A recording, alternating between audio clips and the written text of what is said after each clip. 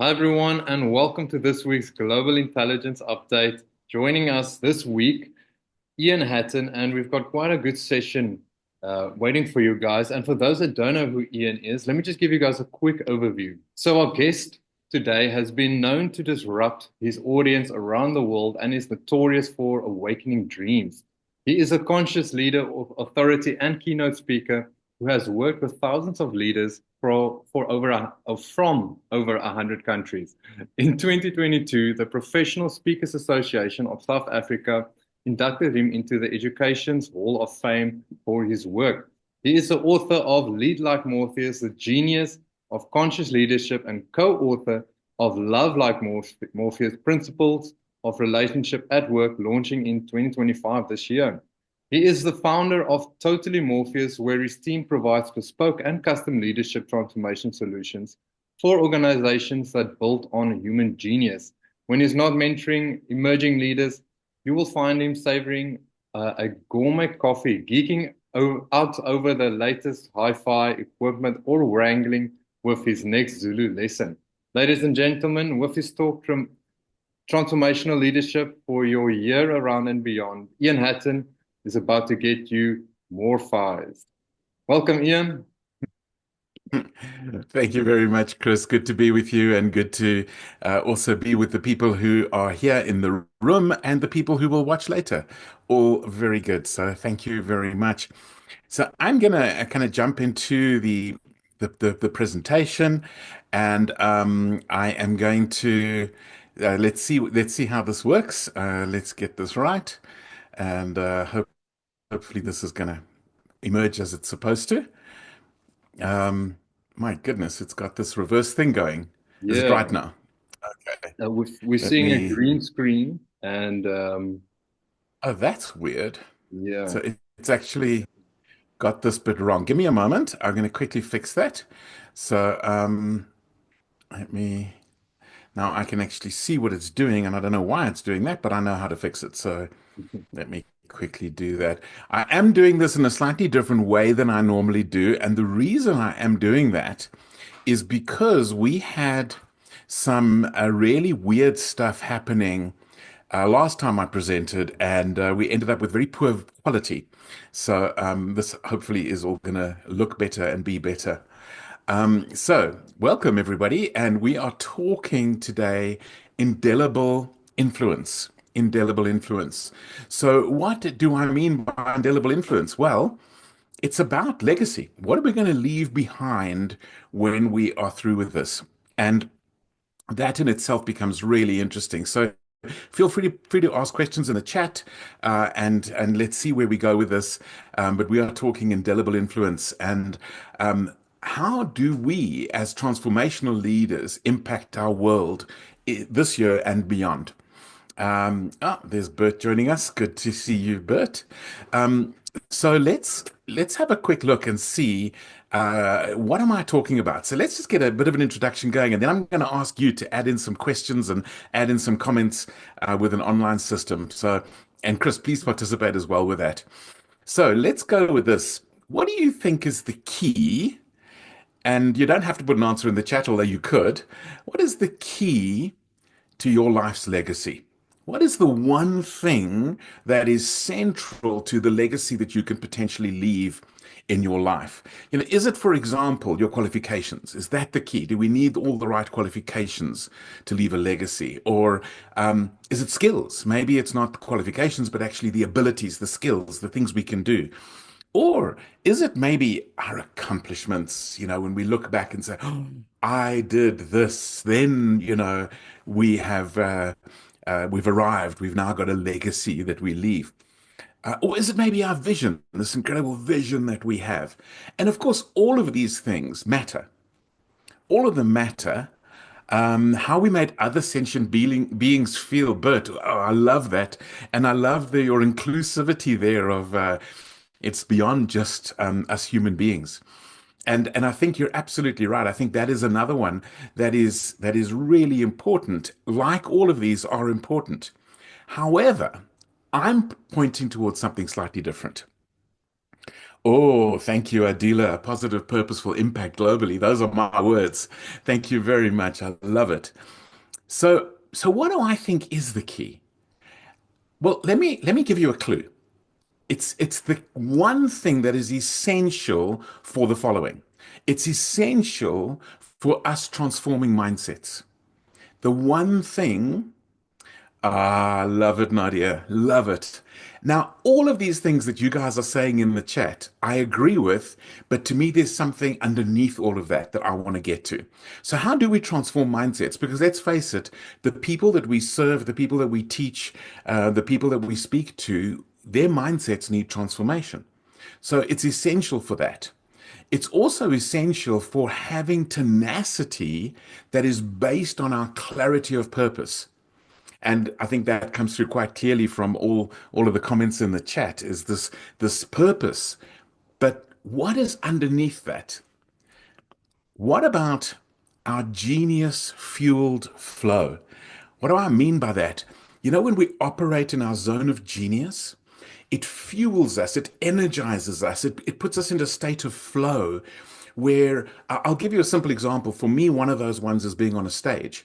And when I'm on a stage, it's like I'm connected with my heart and my intuition and my head and my body and my emotions all at the same time and my audience. There's a flow that happens at that point. So, what is essential for me to get to that place? And lastly, it's essential for conscious well being. It's essential for our health. It's essential for our sustainability. It's essential for everything. So, what is this key? What is this key? Have I got anybody intrigued yet? And I think the key is quite simply this: the key is self leadership. Self leadership. If we want to lead others, it starts with leading self. If we cannot lead ourselves, how can we lead others? If we cannot be aware of our own emotions, how can we be emotionally intelligent with others? If we are not aware of our own bodies, how can we take physical care of our people or influence their physical well being? If we are not aware of our own spirit or heart or values and all of this thing and have taken care and nurtured them, how do we do it for others? If we're not tuning into our own genius, how do we help others live their genius? You know, so all of these things start with self. All great leadership, all great leaders lead themselves first. And if you think about it, all the big failures of leadership have been around the lack of self leadership. You know, just think about that for a moment. It's always been around a lack of self leadership, where we have this big person who's busy changing the world. The one that comes to mind at the moment for me is Neil Gaiman. You know, I love quoting Neil Gaiman. He's got one of the best quotes in the world. But right now, there are all sorts of allegations for him that indicate a failure of self leadership. You know, and so this is quite a serious thing. Self leadership is the thing that defines whether we're going to leave a true legacy, because Neil Gaiman's legacy in the end might not be the Sandman, and all the other great books and his collaborations with Terry Pratchett and all the rest of it. His legacy may actually be that he abused women. You know, that's a lack of self leadership. And so this is the key. It's the potential thing, the sabotage that we might experience is if we don't do this. But why do I have a heart in the middle of this? Because all great influence is love, and it starts with self love. If we can't love ourselves, we actually, in fact, Brene Brown says the following, and this is a shocking thing. She says that you cannot love others more than you love yourself. The limit of your capacity to love others is how much you love yourself. And when I first heard that, I went, no, bullshit. Sorry, can't agree with that. And then over time, I went, oh, shucks. So much of what I thought was loving others was actually transactional. It wasn't really love. And so this has been a big key for me is as I've learned to love myself, suddenly I have more influence on others. So we're going to explore that a little bit. But before we explore that, I want to just go into a little idea, which is in Totally Morpheus, we have uh, a blueprint. And Circle of Excellence members all know about blueprints by now. So I thought, let me reveal our blueprint a little bit. And so this is what it looks like. And the blueprint really focuses in on this idea of self being at the center. Self leadership leads to the way we lead ourselves and others in terms of things like liberating our genius and liberating genius in others.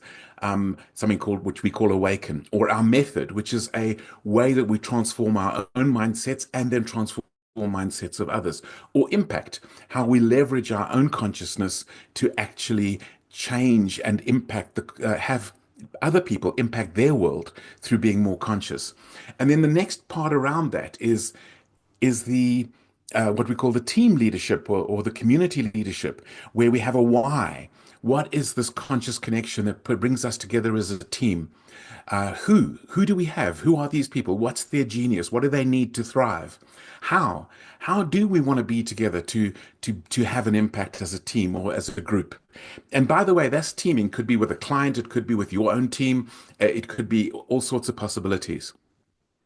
So those are the first three dimensions of leadership: self-leadership, leading others, leading teams. But what about this outer ring?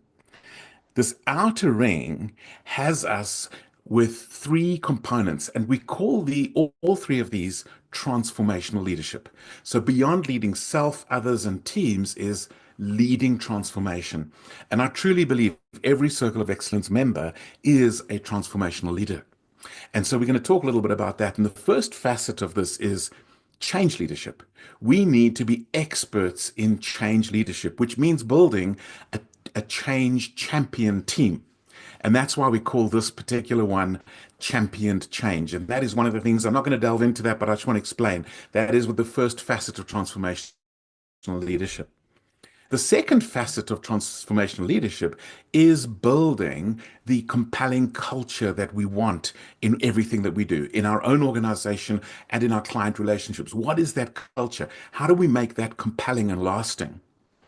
And then finally, the indelible influence, the legacy. What are we going to leave behind? What are we going to leave behind? And some of you might already be slightly objecting to this legacy word, and maybe not, maybe you are, but we're going to actually play with that a little bit. But this is our model, and the one we're going to focus in on today is indelible influence. And it all starts with self-leadership. So we're going to get back into that.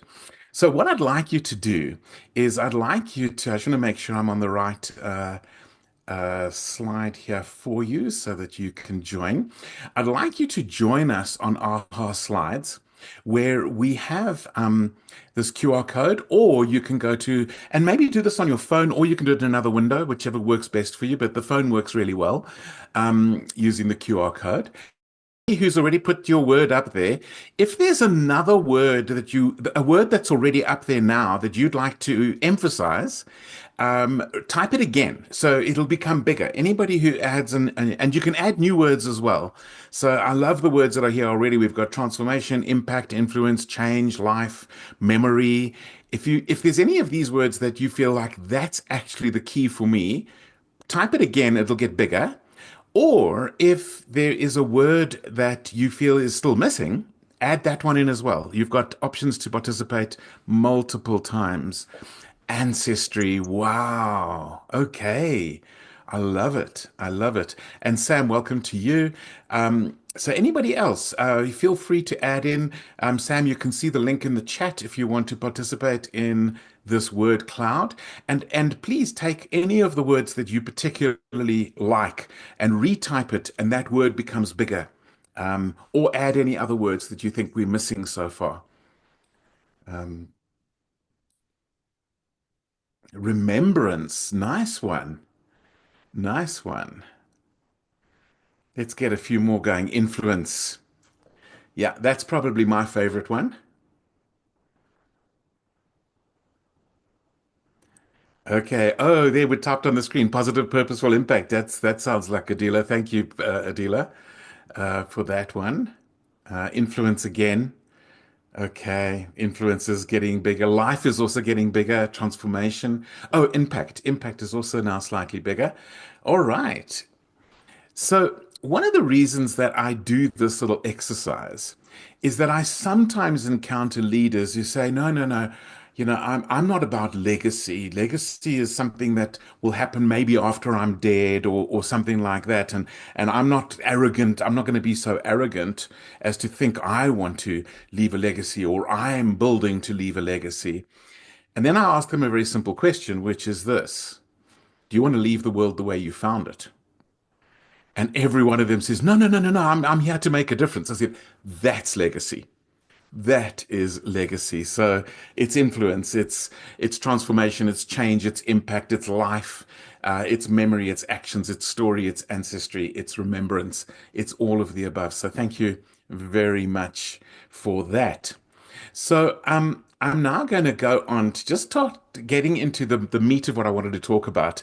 And so I want to give you three takeaways to think about in terms of this self-leadership that makes your legacy sustainable, that makes your indelible influence. So this transformational leadership for this year ahead, there's three things I want to discuss with you. So the first one is this: we want to get beyond our seductive ego and our false humility. So I want to talk a little bit about both of these and maybe try to even impact or influence some of this thinking. And I just want to quickly clear this as well. Okay, so yeah, so this idea that we have an ability to to actually, Chris, you might need to do that, clear that text on the screen. I don't know if you can do that with, and if you know how to do that with annotations, but that I don't think I can do it. I think only the host can do it. Anyway, so we want to talk a little bit about this idea of the seductive ego versus the false humility. So many of us think of this as a continuum, right? And the one side there is I'm all about me. It's ego. It's all about me being puffed up or something like that, or I'm being seduced into thinking I'm really great. I'm something special or whatever that might be. And on the other end, we find this counter thing of false humility, especially in terms of, things like the sort of, this sort of Calvinist world that we've grown up in, and there's this thing of, don't think too much of yourself. Probably one of my dad's favorite sayings is, "Don't think too much of yourself. Don't think too much of yourself." It's an era that we come from. My problem is that for me, false humility isn't love and isn't leadership, and ego isn't love and isn't leadership. And so many people think, oh, we should be somewhere in the middle. I don't think we should be in the middle of those two. If both of them are bad, how does the middle become good? Right? So actually, there got to be a third point, and I like to think in triangles. And there's got to be a third point, and that is the conscious leader point, the place where we are conscious. And so what do I mean by that? Well, have you ever heard, I don't know if you've heard of the concept of the small I and the big I as an ego concept. The big I is this one in this corner that I've just highlighted here, where it's all about me and I'm great. And the small I is this one at the top, where it's not about me, but I'm really important and I'm central to the story. I don't know if that makes any sense to you. It's this idea of I'm really, really important, but it's not all about me. It's actually about this bigger thing of leaving the world in a better place. And so we can get seduced with our ego into this thing that we think we are great, but we can also be just as seduced into thinking that, if I can just say, oh no, it was nothing, you do your greatest work and go, oh no, it was nothing, this kind of false humility. And neither of those are good, and neither of them are great leadership, and neither of them are conscious leadership. Conscious leadership is this place where I know I matter. I know that it's critical for me to lead myself first so that I can lead others. So, one of the ways I love to look at this is just to think of it in terms of love. Ego is not love. Because if you love yourself too much, in fact, let me tell you a little story. This might help a lot. I grew up with this mantra, don't love yourself too much. And one of the things that I eventually realized is that actually it's impossible to love yourself too much. Do you know why? Because it wouldn't be love anymore. Because love isn't selfish. Love isn't self-centered. So you cannot love yourself too much. And this is where Brene Brown talks about how we need to lead love ourselves, and that will overflow to others. True love always overflows, always has movement. And so we need to generate love capacity in us. Otherwise, how do we bring love to the world if we haven't generated it in ourselves? And neither false humility or the seductive ego are going to do that for us. And so this third point of conscious leadership is the place of love, and where we nurture love in ourselves, and that then results in influence, indelible influence. I hope that kind of makes sense. I'm kind of feel like um, I'm not too sure about reactions. So if anybody's got a response, please put it in the chat. So I want to move on to a second concept here. And by the way, I'm going to leave some time for Q&A as well. So, and this is to get beyond the genius versus ineptitude kind of argument. You know, now, I think that the statistics say that about 70% of people, I don't remember the exact number, if you ask them, what is more important, fixing your weaknesses or growing your strengths? Most people respond fixing my weaknesses. And you know what? It's it's a futile exercise for multiple reasons. Now, it doesn't mean we don't have to manage weaknesses, but it is so interesting when you start looking at the research. What actually what actually comes out is this. If you can think of the brain, and you can think of, we have 85 billion neurons roughly in our brains. Some people would say 100 billion, but I think the latest research is 85 billion, typically. And then between them, each one can support up to 15,000 connections to other neurons, right?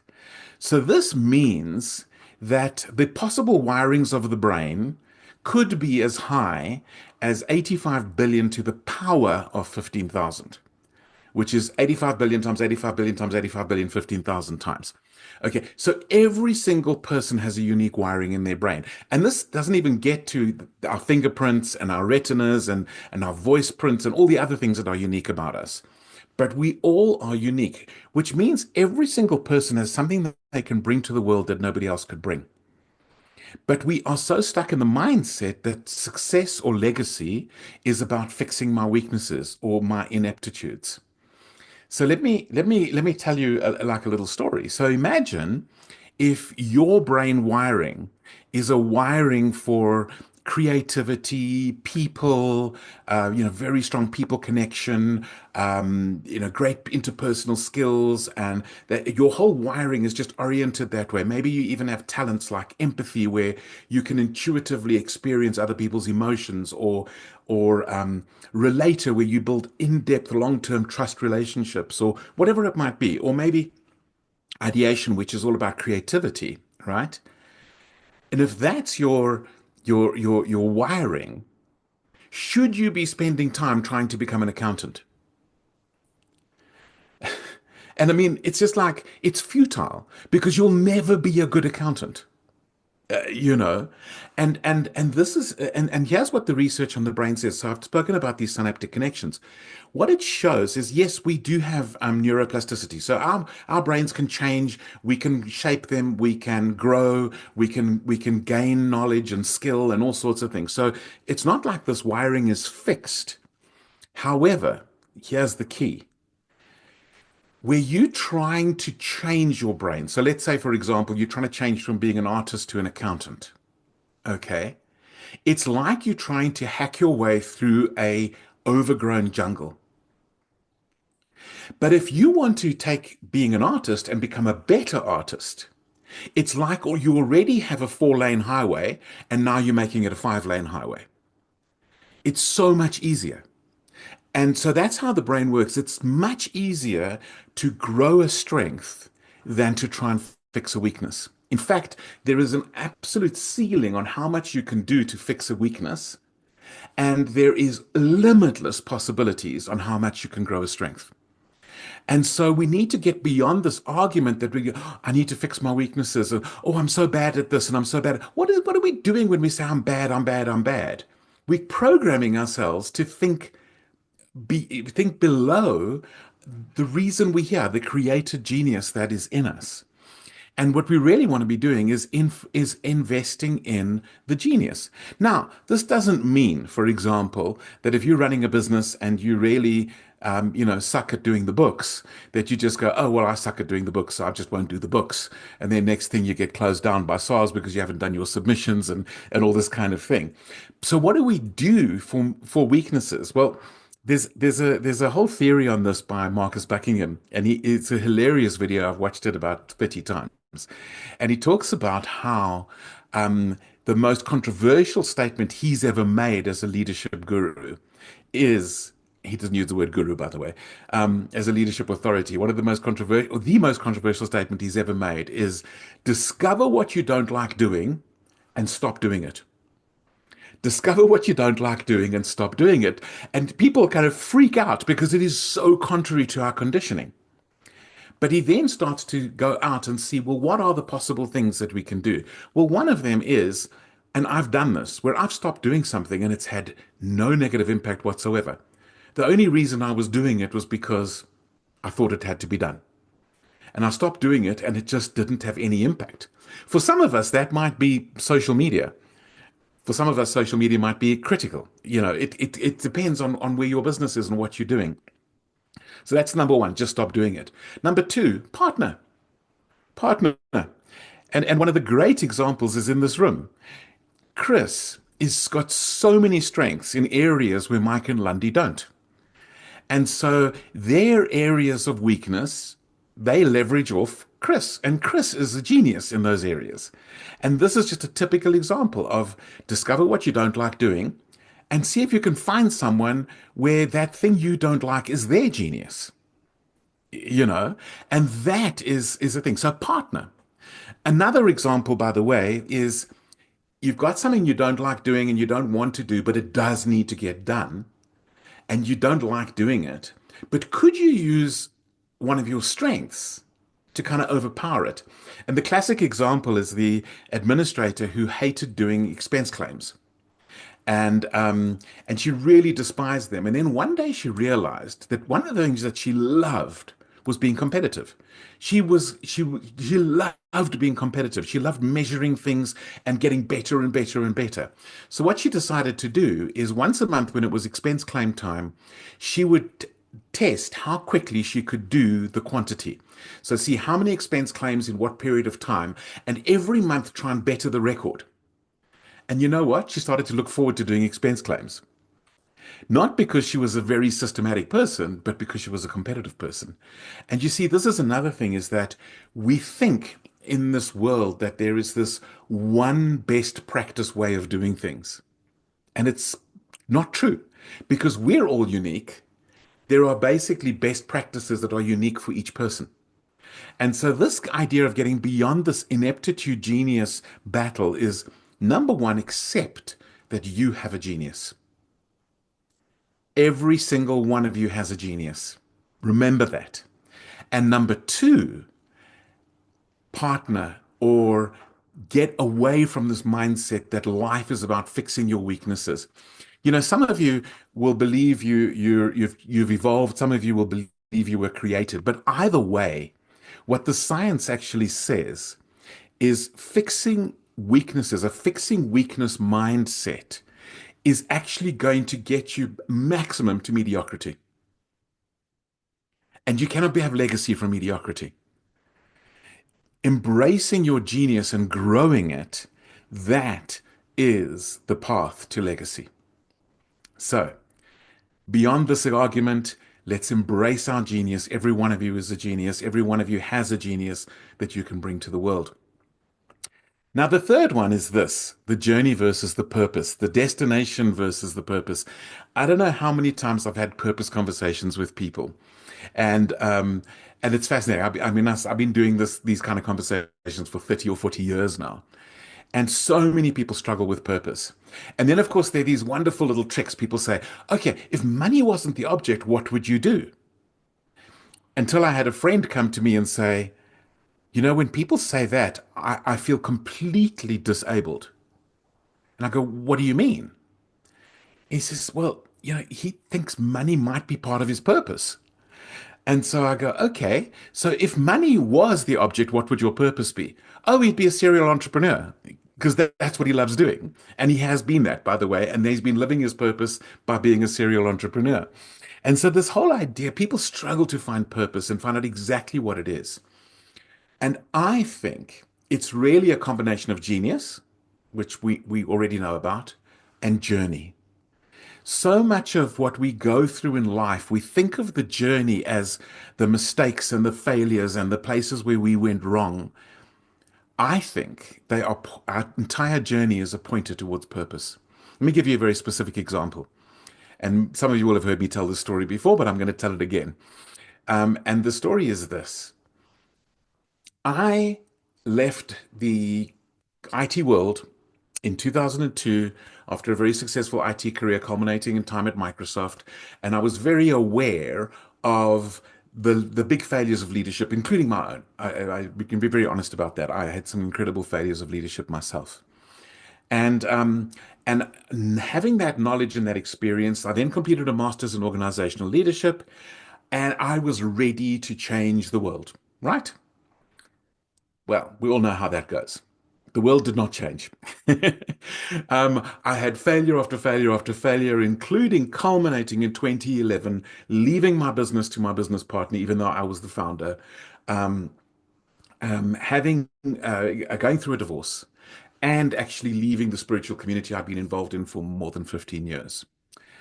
And it was a terrible, terrible year, but it was the year that was the turning point of my life. And the stories that I tell out of that, I called my first 6 months ICU. And then the next year I called rehabilitation, you know. But what I learned is that was the trigger for me to learning to love myself. That was the trigger for going, my number one job today is me every day. First thing, get up in the morning, look out the window. My number one job today is me. And that resulted in suddenly I was having transformational impact on the world. Suddenly people were coming back to me and saying, not only did you change the way I lead my team, but you changed my marriage, you changed the way I parent. You know, suddenly all the feedback was happening. And this is all about this thing of our journey is what matters. And it doesn't mean purpose doesn't matter, but so often we think of purpose as a destination. It's not. Purpose is a journey. And we are purposeful all the way through. And by the way, we all have multiple purposes. Think about this. If you're a parent, that might be not the same purpose as what you believe your job is in the world, what you're here for on the planet. But it is a purpose, right? If you're a friend, there's purpose. If you are an athlete, there's purpose in that, but it might not be the purpose. And that's why I think we need to look at our whole journey and get beyond that. So I want to go back to AHA slides and I want to ask you this question here. So I'm going to switch to the next slide. Give me a moment to do that. And how far are you in your indelible influence journey is the question that's going to come up in a moment. And this question is really about, I'm going to give you three areas that I'm going to ask you to look at. Why isn't this coming up? Just give me a moment to double check this. Okay.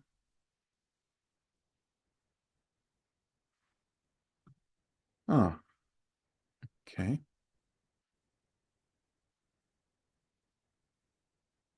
Hmm. Ian, on my side, Okay. it's open. Is it? Yeah, it's asking how far are you in your incredible influence journey? Oh, okay.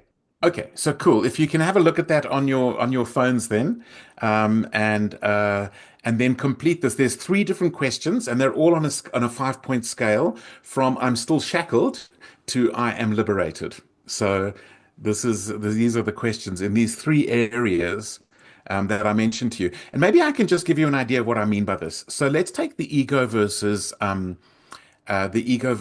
the false humility. Liberated would mean I'm no longer limited because I'm scared of my ego. Neither am I limited because I feel like I have to be humble all the time. So that would be liberated there. If you take the second one of genius, and if you still feel like you need to fix your weaknesses, or that's where you are in your journey, then you're probably still quite shackled. Liberated would mean that you actively invest every day in your genius and bringing that to the world.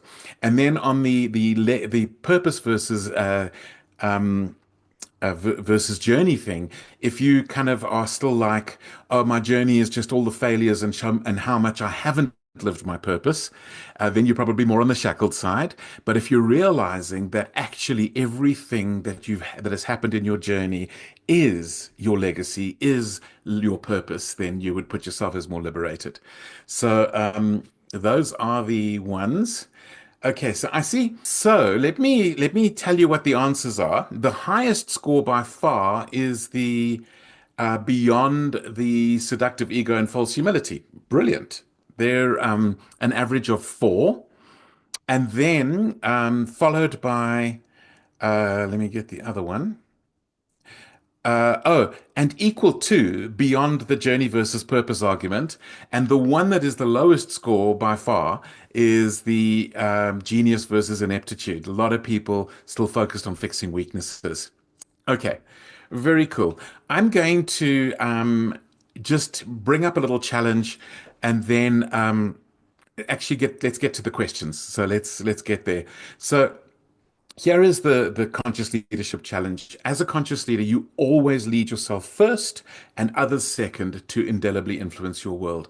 So your legacy, your transformational leadership to the world today, this year, is going to depend on your self leadership. That is where it comes from. Now, some of you might be thinking, well, I've got some concerns. I've got some objections. I'm not ready for that. Maybe I'm not so special. Maybe I don't have a genius. Maybe, yeah, I know my weaknesses. I need to fix my weaknesses. Or maybe you're thinking, well, yeah, but this ego thing, I'm so scared. I'm gonna be, if I love myself too much, I'm not sure. And maybe some of you are even thinking, you know, um, I'm such a failure. I've had so many failures in my life, and my business at the moment isn't even that successful. And yet, I believe every single part of that is the journey that we're looking for. So I'm going to skip that. Oh, there are the answers, by the way. Sorry about that, but yeah, okay. So I want to skip that, and I want to go to this to close, and then get us and then to get us into some Q&A. And this is, and you've all heard this many times before, but I'd like you to think of this in the context of you as a transformational leader in this world this year. And it's the Marianne Williamson quote. Our deepest fear is not that we are inadequate. Our deepest fear is that we are powerful beyond measure. It is our light, not our darkness, that most frightens us. We ask ourselves, who am I to be brilliant, gorgeous, talented, fabulous? Actually, who are you not to be? You are a child of God. Your playing small does not serve the world. There is nothing enlightened about shrinking so that other people won't feel insecure around you. We are meant to shine as children do. We were born to make manifest the glory of God that is within us. It is not just in some of us, it's in everyone. And as we let our light shine, we unconsciously give other people permission to do the same. As we are liberated from our own fear, our presence automatically liberates others. Right. Thank you. Thank you, everybody. So let's have some questions and answers and comments and insights. Let's get a bit of conversation going here. Yeah, and I just want to say it was a great session. Really, really good. Thank you, Chris. Thank you, Adila. Yeah, it is a beautiful quote, isn't it, Adila? Anybody got any questions or comments? Quiz me, challenge me about the genius thing or any of the other aspects.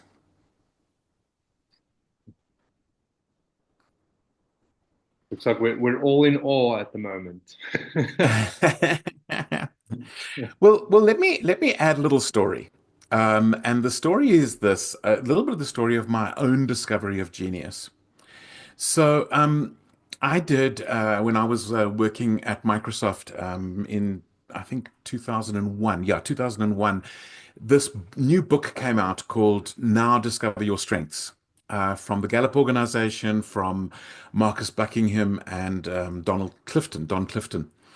And the book was quite revolutionary because it really was showing the research on people who focus on their strengths, are leave more of a legacy, are more successful, have more influence, and so on. And I was a bit skeptical. I came from quite a sort of religious background at that point, and I was a bit skeptical about this sort of ego thing, and this is all about me saying I'm so great and all this kind of thing. And so I did my assessment because I was selected. By the way, I was selected because what they were doing is they were selecting people who they knew they could call on should the aeroplane go down. You all know about the story of the aeroplane, right? The top executives of Microsoft South Africa regularly flew together overseas. And it's kind of like, well, what happens if the aeroplane goes down? And what they realized is rather than have them fly on separate flights, because they always, you know, built team kind of on the flights, and it was a really thing they really wanted to travel together. So rather than put them all on separate flights, which we've heard of in some cases, what they did is they said we'll have a twofold approach. The one is we're going to raise up the people and grow them who could step in, and I was selected as one of those. And then, of course, Microsoft being so global, they could bring people in from anywhere else in the world. And that combination meant that even if the plane went down, the organization could continue to work. And so I was selected and I was invested in it and I was selected to do a strengths finder. So I did my strengths finder assessment. A little bit scared. And one of the the talent themes that came out was I have significance as a talent theme, and I read the definition and I thought this isn't a talent, this is a character flaw until I delved into it and I realized it's why I have energy on stage is because of that talent. And actually it changes the world. So it's like, oh wow. But my second realization, once I realized that I have talent, I have genius, I have strengths. I mean, my top five is my top 15% versus other people and this kind of thing. And once I realized all of that, my next realization was this, and so does everybody else. And so rather than it becoming an ego thing, oh, look how talented I am, I went, oh, but look how talented other people are, how they have strengths where I am weak, how they have natural abilities that where I am so poor. So let me rather partner with those people. And so rather than it having this kind of ego result, actually what it had was a humility result of we all have genius. And if we can partner together, that's what real teaming is made up of. If you think of a good sports team, let's take rugby as an example. You know, you take the people a little bit built like me, and you put them in the front row of the scrum. And I did. I played both prop and hooker when I was at school. You do not make me the scrum half. You need somebody small and agile, And the plan A for teaming is always have every person volunteer their strengths, play to their strengths. You don't want a team to go, oh, well, until the prop forward can slim down and actually, play like a wing or a scrum half, we can't, he's got no value. It's like, no. So why would we think that about ourselves, that we think we've got to fix so-called weaknesses as our way of making an impact? And the same point is, you don't want to take the scrum off and say, you better beef up because we're going to put you in the front row of the scrum. It's like, no, you want them to play to their strengths. And so Marcus Buckingham always says that in a great team, each person is playing to their strengths and volunteering their strengths. What we also know about teaming is sometimes we do whatever it takes.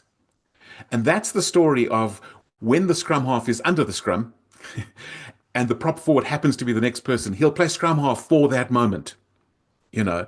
But it's always plan B, it's never plan A.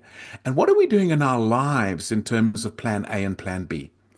Are we thinking in terms of, I have to fix this, I have to fix this, I have to fix that? Or are we thinking of, how can I play to my strengths? How can I live a life of playing to my strengths? So, yeah, that's a little story from me. And what I thought would be an ego problem turned out to be the exact opposite. It was, we're all talented, we all have some genius to offer the world, and we all need each other. So, Awesome. Thanks so much, Ian. We are running out of time. yeah. I see we've got a comment there from Bert. Thanks, Ian. That was really awesome. Love your teaching. So inspiring. Let your genius shine. Yeah, I definitely agree, Bert. Really was a good session, Ian. And I really appreciate you being with us today. I know we had a little bit of a load shedding hiccup, but don't worry, I'll sort that out. Thank you for the editing. No, thank you, Ian, and thank you guys. Those that are listening offline and those that are joining us live right now, you guys are awesome, and we will see you guys next week. So enjoy the session, enjoy the week, and have a There's great one time. more thing quickly, Chris, if you Oh, don't yes, sure. mind. Yes, And that is the egg assessment. If you're kind of wondering where you are in terms of your self-leadership, you're leading others, you're leading teams and beyond, we actually have the egg assessment available to you. awesome. Yeah. So the live viewers, I just put it in chat, and the guys that will be listening offline, I'll put it in the comments. Great stuff. Excellent. Thanks for Thank you. joining us, everyone. Have a great week ahead and see you next week. Thank you. Cheers. Bye. Thank you. Bye.